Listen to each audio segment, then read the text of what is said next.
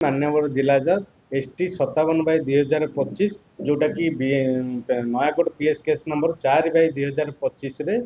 BNS implement हेबा परे नुआ लॉ एटा होची प्रथम केस माने केउंझर जिला जोटा कि मर्डर केस रे आज जिला जज ताको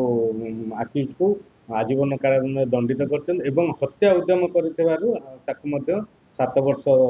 रे दंडित करछन। घटनाक्रम रे एठी राम सिंह मुंडा जी होची मुदला ता घर को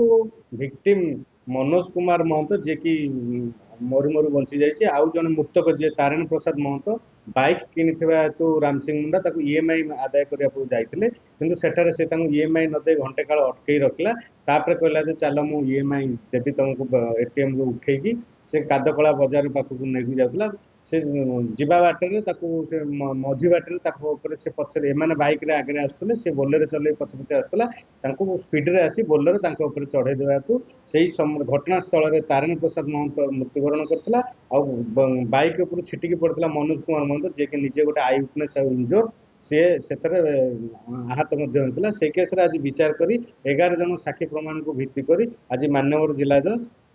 हत्या उद्यम तारण प्रसाद महंत को हत्या करिथारु ताकू राम सिंह मुंडा को आजीवन कारादंड 10,000 टका फाइन अनादाय 1 वर्ष सश्रम कारादंड दंडित करछन्ती एवं मनोज कुमार महंत को अटेम्प्ट टू मर्डर करथिबा हेतु ताकू मध्ये 7 वर्ष